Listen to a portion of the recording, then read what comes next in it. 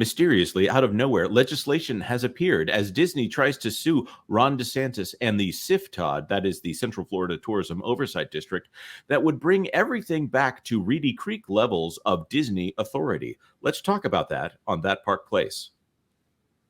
I am Jonas J. Campbell, an investigative reporter for That Park Place, and with me, as always, is my Wookiee co-pilot, Vash Sky. Vash, how's it going, man? I'm doing pretty good handling over the controls on this side of the Falcon. It's been pretty all right. Thank you so much for taking us through this. Are the coaxium levels as high as they need to be? The coaxium levels are fine. I gotta be honest with you, though. I haven't checked in a while. You know what I love? I love that half the audience just went, what in the world is coaxium? I do believe that's the name of the fuel that they talk about in Solo, but I'm not quite sure. I'm going to have to go back and watch that one. Yes, I do like Solo. And every time I say that, someone in the comments says that I'm lacking in some way for liking that. I just want to throw in here before we get started that Andrew from The Legal Mindset will be appearing on That Park Place Live on Thursday, and he was an excellent source for this information. Let's get started. So today we are not talking about Solo. We are talking about someone who may be working in concert with the Disney company who has introduced legislation or has said they're going to introduce it. They're talking about this in a session here in let's just bring it up here. This video, which Andrew from The Legal Mindset has gone over on his channel, says that the Florida Legislative Delegation meeting from January 5th, 2024. This fine lady right here has started to talk about how we need to fix this situation where the state of Florida has basically taken over a private corporation. Vash, does that statement strike you as odd in any way? It's a little odd because didn't the what is it, the removal of the RCID and the setup of CFTOD do the opposite? Yes. Okay. I would say that statement is assuming that Reedy Creek is controlled by the Walt Disney Company, which, by the way, according to most legal standards, and I do believe by the Constitution of the state of Florida, that would be illegal if the Disney company had complete control of the government of the Reedy Creek Improvement District. In fact, there might be a between 75 to 100-page audit that is out there that alleges maybe up to 12 different crimes that the Walt Disney Company might be guilty of in fully controlling the Reedy Creek Improvement District for 55 years until someone from the state of Florida saved them from that little bit of, let's say, legislative oversight. It's nice of them to remove that temptation from I thought there was Disney company. I thought there was a judicial opinion out there that when the original 1967 Act was challenged in court, I believe in 1968 they affirmed its existence and setup, and obviously we lived with the Reedy Creek for over 50 years. But didn't the judicial opinion on that suggest that, well, hey, it's perfectly fine because there is a balance to this, and that will be the residents of the Reedy Creek Improvement District. Isn't that correct? That's right. And who were those residents there, Vash? Well, the expectation was it was going to be cities worth of residents, when in fact, those residents only included, a couple of trailer parks out there and some other taxpayers of the district, if I'm not mistaken. Is that correct? Those residents ended up being, I want to say, maybe a dozen, maybe 24 people in trailers that were each allotted 5-acre parcels in order to fulfill the obligation in the state of Florida to have voters. Now, those 12 to 24 people would then vote power over to Reedy Creek in order to control their two different cities, Lake Buena Vista, and of course, what's the other one? The city of Bay Lake. And Reedy Creek was the functioning government for two cities. They also hired a city manager. This one, we could say allegedly on this one, but I'm pretty sure that this is the case. I'm still going to say allegedly for cover here. They had one city manager controlling two cities legally, which I got to say, that is also in violation of the Florida State Constitution to have one person in charge of two separate cities. Now, let's get on to the legislation at hand. This one from this lady, I believe her name is Stewart, that being her last name, not her first name. Don't want to confuse people too much in this age and time. In this council meeting for the Orange County government, she talks about this legislation at length, and there's some resistance here. But in her closing statements, she said something that I found particularly interesting. So let's all tune in and listen carefully. Now, the thing that she is proposing is not that they reconvene and set up a new system. That Reedy Creek and CFTOD has existed now for, I want to say, over a year.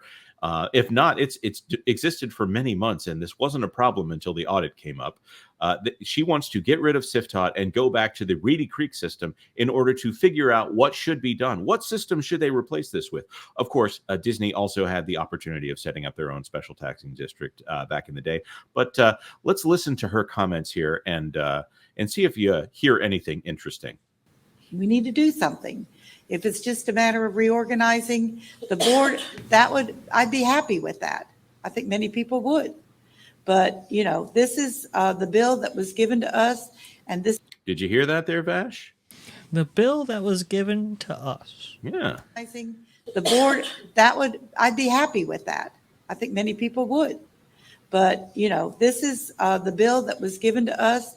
And now, who would have given this legislature that bill? That's interesting. Now, we are now in the, this is not rumors here. This is just speculation. Are there any interests in the state of Florida that would be looking to overturn CFTOD and return control to the Disney company? Who do you think that might be? Is it Universal Studios?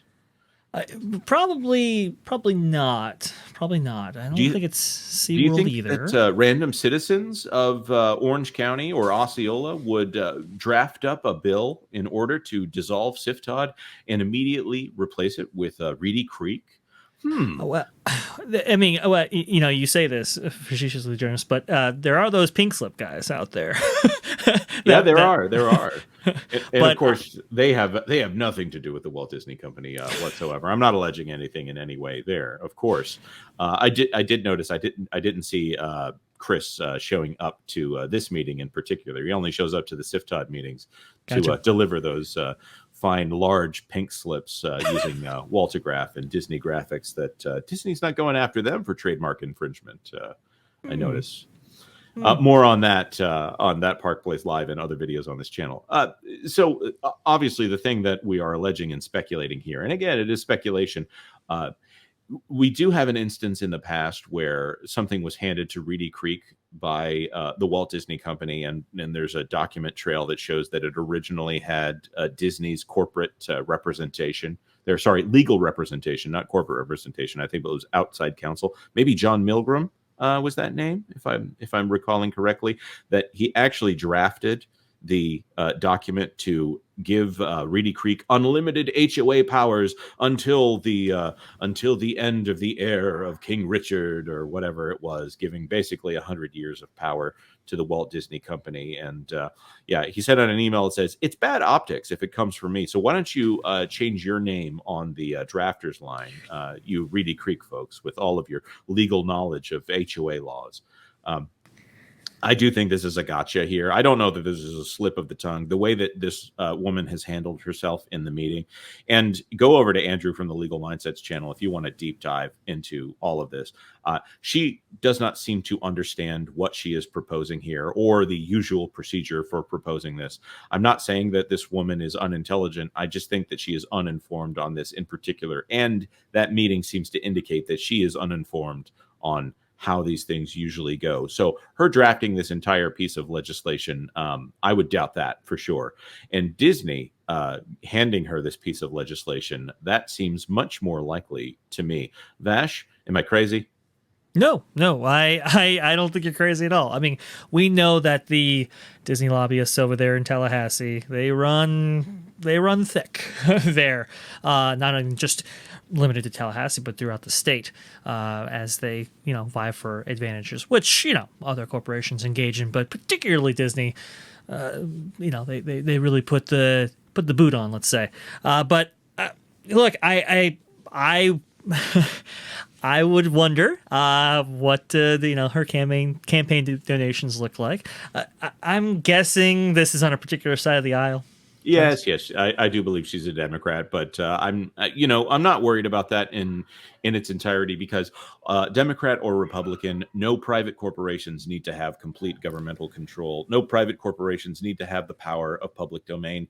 If you were scared about Universal Studios or SeaWorld or Legoland or Gatorland having the power of eminent domain, that is the ability to seize property with impunity and then tell people how much they're going to get paid for the seizure of their assets and property, then I think you might see the problem here with Disney. If you don't think that Gatorland needs to have the right to build a nuclear power plant with impunity, then you probably don't need to believe that Disney should have that right either, especially not when that corporation can be bought by outside interests that may not have the state of Florida's interest or even the United States interests at heart.